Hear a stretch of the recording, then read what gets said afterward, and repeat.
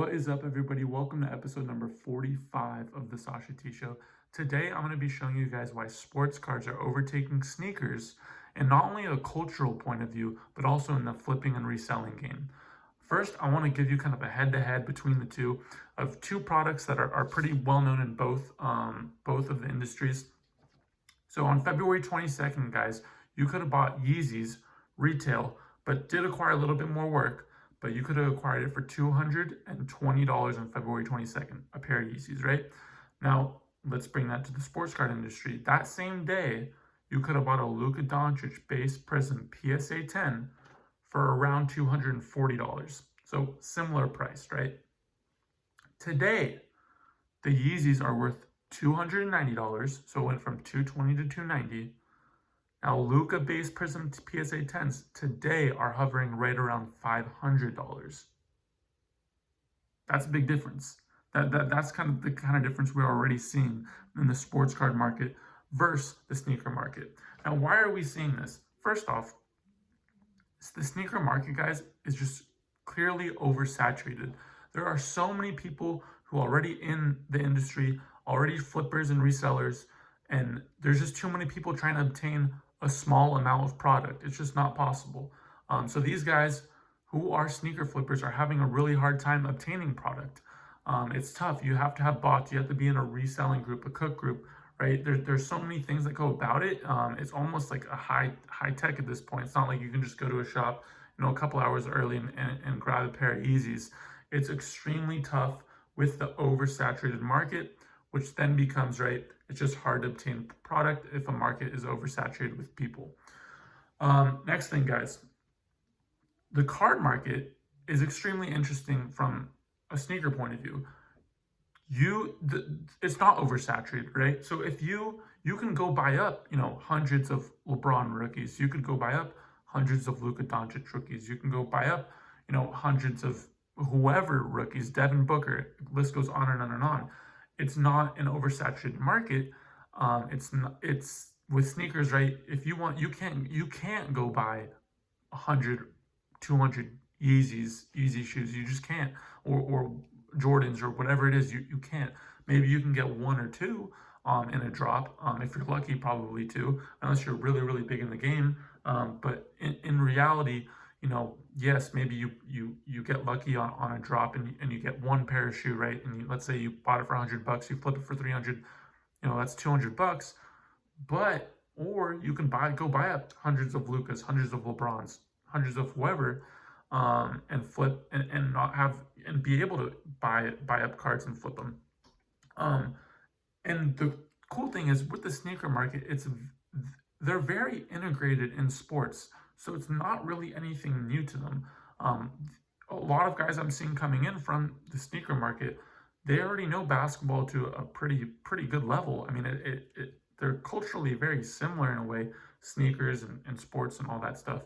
So they kind of already know the rookies coming in into the NBA. I mean, they already know certain baseball players and guys that they actually want to bet on. So the markets aren't as drastically different as you might think, which is interesting to know. Again, guys, like what I'm seeing when sneaker people come into the hobby, it's not there's not as much of a learning curve just because they already know sports to a certain point.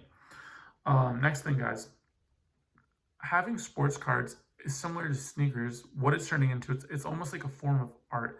It's almost like stunting, if you will. Having like, I mean, it might seem weird to people, but having like a Kylian Mbappe, essentially kaboom, high-end card is cool now. It's starting to become cool. That's why we're seeing sneaker kids, because sneaker kids, reselling guys, why are they buying these certain stuff? It's for the money, yeah, the flipping, yeah, but it's also because it's cool to have, certain attire, certain shoes. And I think that's what we're really seeing with the card market too. It's cool to have a LeBron James rookie card. It's cool to have an MJ Flair rookie. It's cool to have these types of cards. It gives you, a reputation. So that's something that I really want that's something that I'm seeing, and I really wanted to note, um, especially within these like last 6 months, we're really seeing sports cards become cool and become part of this sneaker and sneaker culture. It's very interesting. Um, Next thing, guys, ripping wax. A lot of ripping wax is gambling. It is. But at the same time, you can pull a one of one out of 100, out of 200 card. And I think that's what's really triggering people, especially in the resale game. Um, and not even from ripping, but also from flipping wax, right? Going to targets and buying them out. There's it's saturated in a way because it's tough, but also at the same time, there's still opportunity for it. Next thing, which really caught my attention, um, was when over the summer StockX decided to add collectibles, trading cards and sports cards to basically their inventory, I guess if you will. Um, that was a big trigger point because, as many of you know, StockX is for sneakers. But how they've transitioned over the last couple of months to be able to be like that place for graded cards has been really, really interesting. I think they've done really well. And also, from my point of view, I've been selling a lot of cards through StockX, over eBay and other places like that. And I think what we're seeing is a lot of the guys that have been doing shoes and selling shoes off StockX are starting to get into collectibles, trading cards, and sports cards.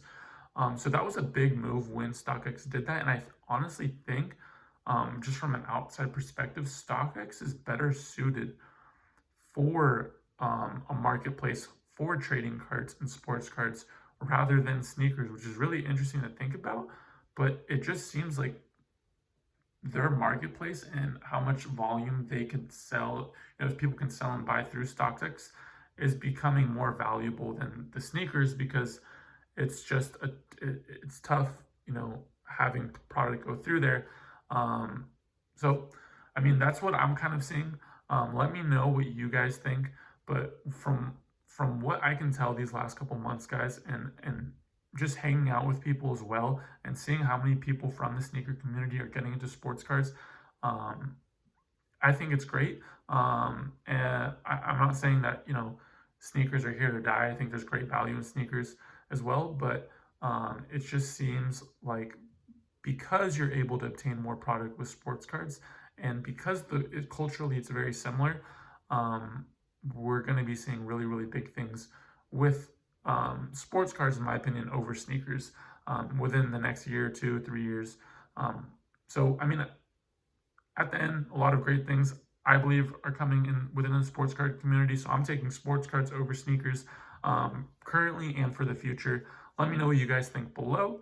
I appreciate you guys listening in, and I'll see you next time.